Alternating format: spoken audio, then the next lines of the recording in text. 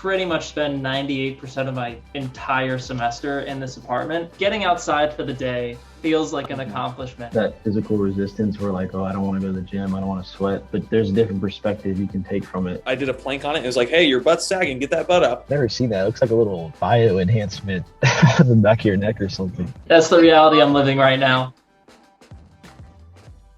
Let's get this thing started, y'all. I'm excited. Health and fitness. This is a topic I've been looking forward to for a while now. Let's move on down to our kickoff meeting for today. So, Ethan, could you read this for us to get started? Yeah, sure. The problem to tackle this time, we want to make progress in our health and fitness, but we lack accountability. Alongside a group of 5 to 6 others, we want to 1, get clear on our own health and fitness goals, 2, create a plan that will get us there, and 3, start executing the plan and have accountability from the group to stick with it. What sort of things can we do as a team that would help to benefit each other? I recently got an Apple Watch, and seeing my friends that I share my fitness information with can motivate me because it's like, oh, they're doing that, so maybe I should get out and you can compete and challenge them. Just sharing your fitness accomplishment for the day or something you just did or something like, I just made this super healthy meal or something like that. I work from my apartment and I do school from my apartment. I pretty much spend 98% of my entire semester in this apartment.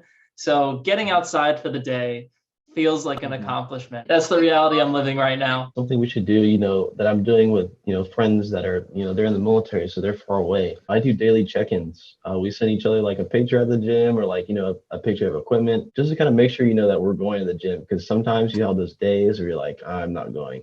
And, you don't want to have that, especially if you're trying to be consistent. I write down what I'm going to do at the gym before, and then that's when I started documenting those weights. Second thing I did was consider meal prep options. I went through like a ton of YouTube videos, and I picked a pretty basic one to start off with. So I'm going to be meal prepping next week. I did watch one of Joe Rogan's podcasts. I think it was Corey Anderson. He's like an MMA fighter. This one was pretty inspirational. So that was pretty fun. I'm trying some pre-workout because I've never tried it before. So I got some the other day. I feel a little tingly at the beginning and it works, I guess. I already have some like mass gainer here that I started with at the beginning of the year. So hopefully those combined will kind of help me lift a little more.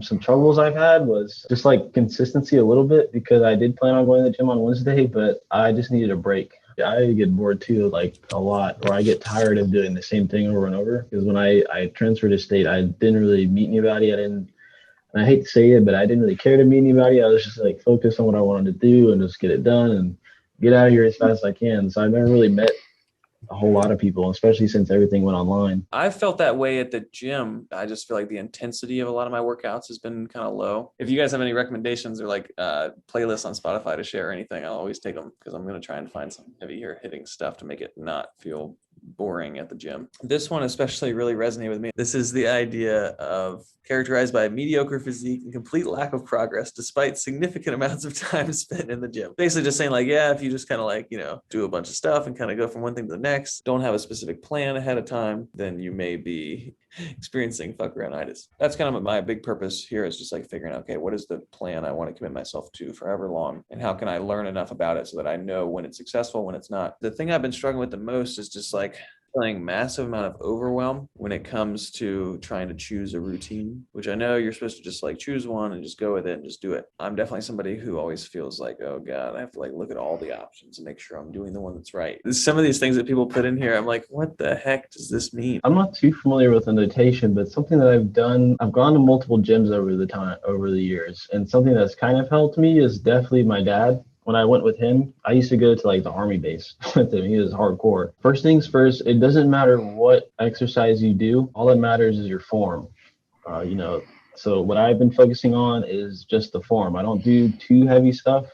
I go up very little by little until I can, can't take anymore.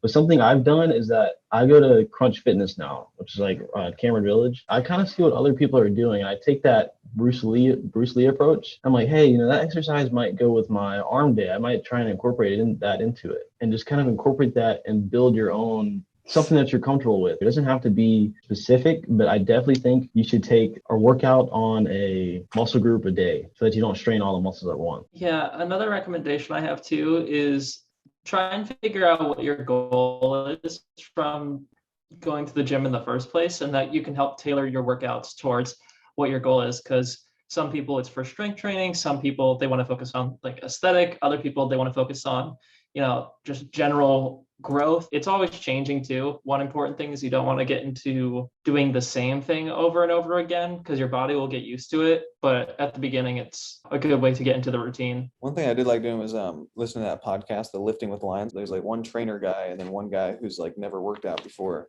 And then he's taking him from like 0 to whatever he wants to do over the course of like 10 different episodes. It's really cool. There's another one that I've listened to before, the Model Health Show. Yep, Sean Stevenson. And yeah, it's really good on the fitness side. So that'd be one to maybe check out. I want more like specific goals, I guess, or like to figure out my goals. Cause like at first it was like just my mental health, but then I'm like, but I could like also get my physical health better like while I'm doing this. And then track water intake. I've been like keeping track kind of, like I haven't been like measuring my water, but like just being more like aware of how much water I'm drinking because I usually don't drink enough. Same here. I mean, after what Ethan said, I totally agree. I need to figure out what is my goal, but I feel a little bit lost in trying to figure that out. I don't like the gym though. Like people in my neighborhood gym, all these men, and they're just like grunting the whole time, and I'm just like, shut up.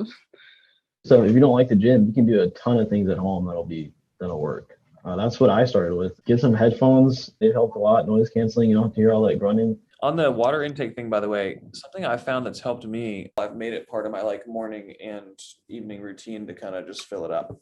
For me, it's like, I'm the same way with food. I don't know if any of y'all relate to this, where like, if food is in front of me, I'm going to eat it. It's kind of a good thing is it's the same way with water. If I have water like sitting right in front of me, I will drink it. I think like my mind, like it only makes me thirsty if it sees water. That's just been my experience the last couple months. It's been really cool. I feel like I'm drinking way more water now that I'm just like putting it in front of me all the time. Something I did find difficult, kind of like a challenge, is definitely distractions. And that can definitely take away or carve in time to the gym. The distractions are always bothersome, I guess. If I told you guys about the Noom app that I'm doing, it focuses on like learning the psychology behind food. It's like, why do you eat what you eat? So it like teaches you through these little modules, like what your stressors are and what things are like the reasons why you eat a lot and stuff like that. And then it also helps you like log your food. I liked it a lot. And just kind of the process of like spending a little bit of time each day learning about it. They're really big about like, what is the why behind why you're trying to lose weight. I spent all this morning like figuring out my whole workout plan. So I have that figured out, which is good. And I really like the simplicity behind it. Like I like to like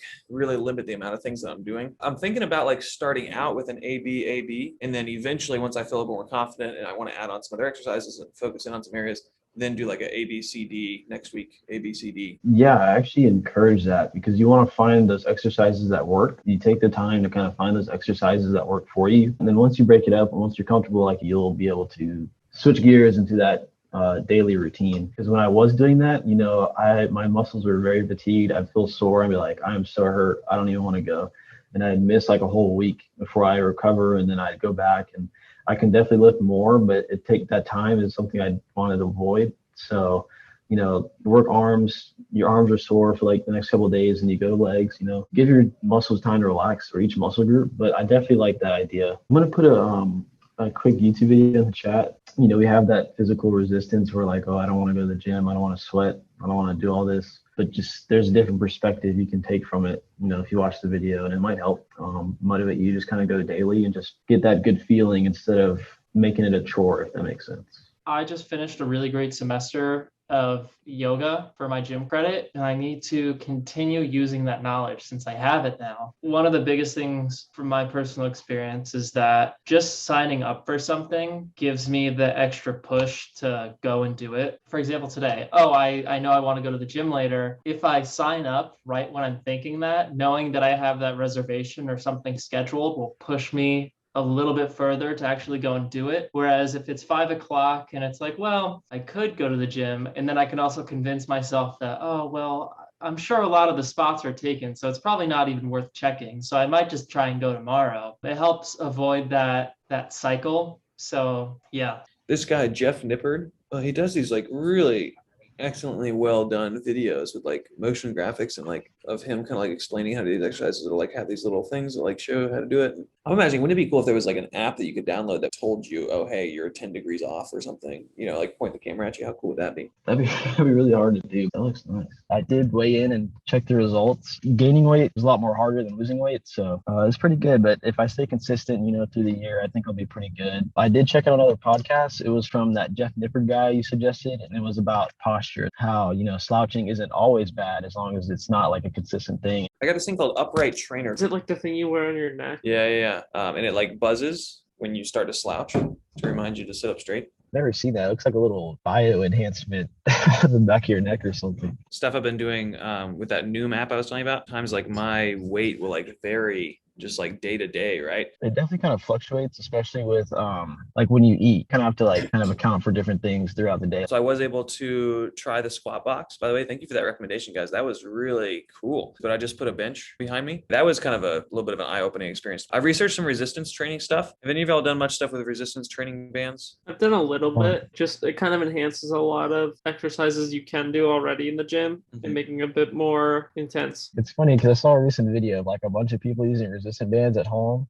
and like them hitting themselves with it. And it kind of looks like it hurts. You got to make sure you do it right. I think it's pretty technical using those. And I think it kind of falls in with like calisthenics and stuff. The interesting thing about resistance bands, you know, when you're doing like a push-up, right? If I'm doing a push-up, the easiest part is at the top. Whereas when you're doing resistance bands, the hardest part's at the top. Cool stuff on that. So Onyx, check this out. It's an app where like you prop it up against the floor and then it tracks you. It'll literally like yell out to you to say like, hey, like I did a plank on it. It was like, hey, your butt's sagging, get that butt up. And I was like, whoa, it can like tell that.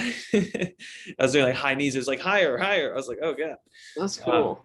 And it counts the reps. It's really, really cool. So I'm definitely somebody who just like, if I'm just kind of like by myself, like watching a YouTube video, trying to do a cardio type workout, like I'll probably kind of know about halfway through. Whereas this is like very personalized and trackable. And the biggest resolution thing I've had this whole challenge team has just been overcoming a little bit of my overthinking problem. Like, hey, I've got this many days per week. I've got this much time and I need to start something by Monday. And having those constraints that first week really helped me just kind of create my own plan that was based on some things that I found and read and researched. And then the reverse pyramid training, the idea of doing like a warm-up set, but then your second set, like your real first set is like your heaviest one, lowest reps, then medium reps, medium weight, then lightweight, a lot of reps. That's felt really good. How has this experience been for you? You know, what did you learn? What did you take away from it? I would say my biggest takeaway is that having the support and just being able to share each other's shared experiences, like with photos and videos and stuff like that, it adds like a level of positivity to having the thought of like, oh yeah, I need to go to the gym on my mind. Because it's like, oh yeah, this person that I'm doing this with makes it,